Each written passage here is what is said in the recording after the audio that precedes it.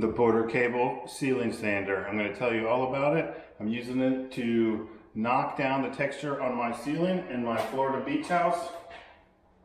It makes a mess a little bit when you're not using it. It actually does a better job sucking this up while you're using it, but every time you stop, you get a dust storm.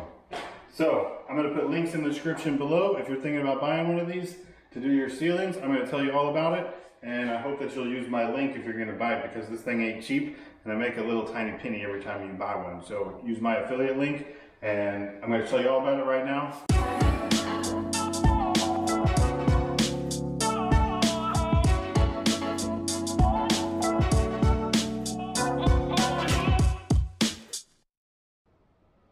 Welcome to the Retirement Mentality channel, and welcome to my ceiling here.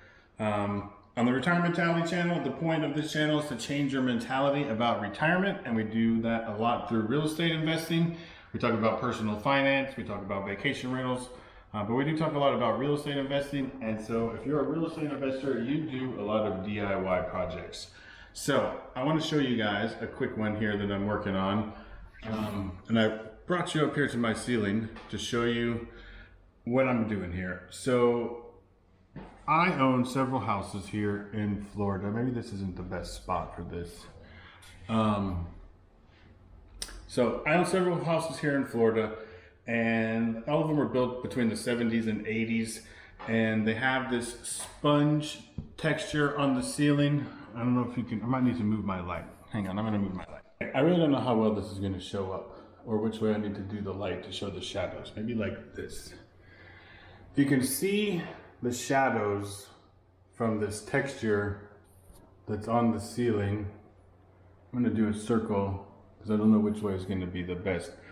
But see how far these little drips hang down? They're super pointy, like they will poke you. And with all these pokey, pointy things, they also collect dust, especially, oh, I got a nail popping out here. Oh, see right here? They collect dust and dirt and spider webs and hairs. They get caught in these little pokey parts. So I have the Porter Cable. I think it's like the 8600 drywall sander, and it hooks up to your shop vac. I'll go down there and show you in a second. But so here is the look at not sanded versus sanded. Can you see how smooth that is?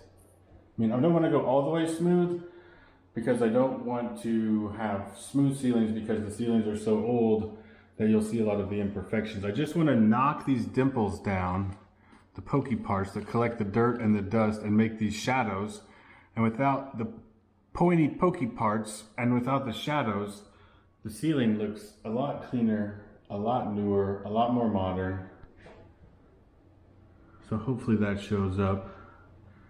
And I'll show you the machine. This is the second house that I've done this in. So yeah, it's a Porter Cable. I'm gonna empty all the dust. This thing kind of suctions to the ceiling when you're using it. I'm using a pretty coarse sandpaper, and I guess I'll turn it over. So there's Porter Cable. My hose connection broke, and the dust, see, now you can see I just made a mess. The dust sits up here, this collector, and then the hose sucks it up through the hose, comes down here, goes into the vacuum. I put this extra, I don't know what you call that thing, dust arrestor on the outflow to help catch more, and I put a new filter on the inside. You can get better filters to go inside of your shop vac. I'll put a link to all this so that you can see how much it costs. It's not cheap, but this is the best way that I found. You can, I don't know if you can tell from down here where I've done it, and then you have to be really careful. You can see a couple spots. Here's a good example where either the ceiling was a little out, or there was too much mud, or I pushed the sander too close to the ceiling, and now I've got a flat spot there, and that sucks. But overall it's still gonna look better. And see, I have this crack here too. I'm not exactly sure. That's why this nail's popping out. Might need to put a couple new screws in here, but I can re-put some mud up there and then sand it back down by hand if I have to after I get this whole thing done. But a couple keys to the success of this are the ceiling has to have not been painted.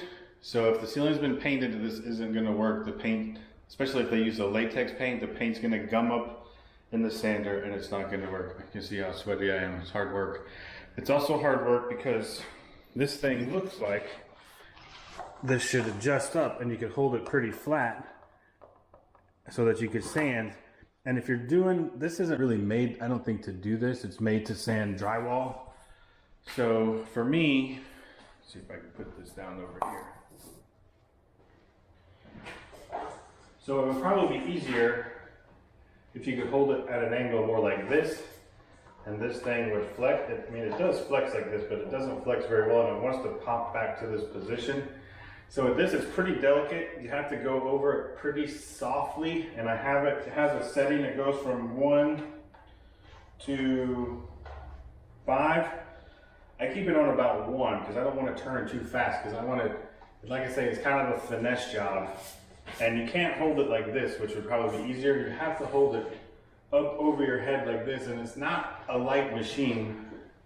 And I come back here, you can see, you have to hold it at this level to keep it flat against the ceiling, because if you don't have it flat, this thing wants to go this way, so you'll get too much pressure on this side and you'll get flat spots in the ceiling. So you don't want that. You want it to just knock this down and look as smooth as possible. So I think it's definitely worth it. I think it definitely looks better. It knocks all the dimples down and makes it look cleaner. So, but it is a workout. It is dirty. It does suck up 90% of the dust. It's not as dirty as you think it would be, but it doesn't get all of it. And the coarser sandpaper you're using, the more little bits are going to fly out. So the finer thing you're doing, the more it's going to suck up, I think. But overall, this is the second time I've done this in the house. I think it's a great machine. It's a great tool. And I think it's definitely worth the effort. But for me, I don't know if you can see the difference from down here. Like, not done, done. And then you can see my little mistake spot here again. But if you can see the difference there, totally worth it. It just looks dirtier, older. The shadows even just kind of make it look darker and dirtier. It looks lighter, brighter over here. That's the Porter cable drywall sander. I like to use it on the ceilings to knock this stuff down. It's way cheaper. I had a drywall guy come and quote me to do this one time. And it was a little while ago. I can't remember how much he quoted me. It was somewhere between $1 and $2 a square foot. And my house, this house is almost 2,200 square feet, so it was somewhere between $2,000 and $4,000, $4,500 just to do this. I've been working on this for not that long, maybe 20 minutes, but it's a workout. It gets your shoulders, it gets your back. So I've got time while I'm here. I'm just gonna do, like, this room's 12 feet wide. I'm just kind of doing 5-foot sections at a time, taking a break. And I'll get this thing knocked out. And I wanted to start in this room just because it's been like 2 years since I've done this, to see if I've got it in me to do the whole house. But I think I'm gonna do it now that I see how much better it looks. I'm gonna have to do it. So there's gonna be a link down in the description below. If you've got a house with these old spongy texture ceilings, this is a great way to update them without scraping them, without starting over, without skimming them. Just knock the texture down, make it look fresher, make it look cleaner. Like I said, I'll put a link down below. At least all the tough guy contractors can wear face masks now, because everybody has to wear face masks in this new world that we live in. So we'll be, our home improvement projects will live a little longer. Because I'm sure this isn't good for you. Like I say, I'll do this for a minute so you can watch and see how much dust comes down, but it's not too bad. I'll do it in front of the light.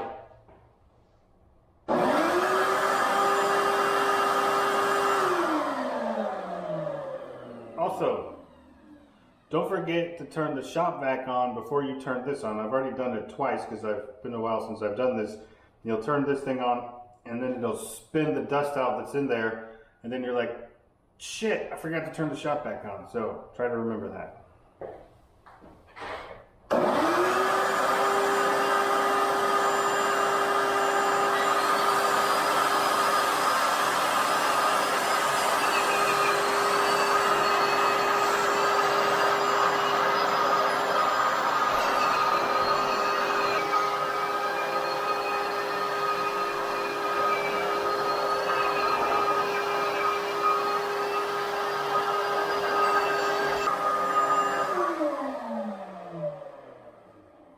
I'm telling you, it's a workout. So this is where that big drip just was. That was right there.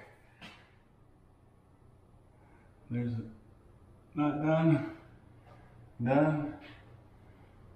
So, like I say, if you've been thinking about using one of these machines, I think it's worth it, especially for this job. But you're gonna have buff shoulders and arms and a back when you're done. It's all of this muscle back here. I don't have enough hands. It's all like triceps. Oh, it's a lot. It's everything. It hurts.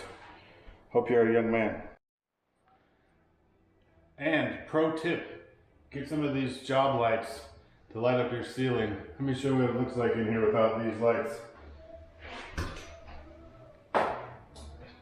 Seriously, this is what I was working in to start with, because this is how bright this light is. But so you really need to see what you're doing up there. Hang on, let me plug this back in. You really need to see what you're doing up there, and these lights are really making a big difference. I did it with normal lighting last time I did this, and this is way better. Even if I just had daylight coming in, which I'm burning the midnight oil right now, but lighting the ceiling up makes this way easier. Pro tip for you.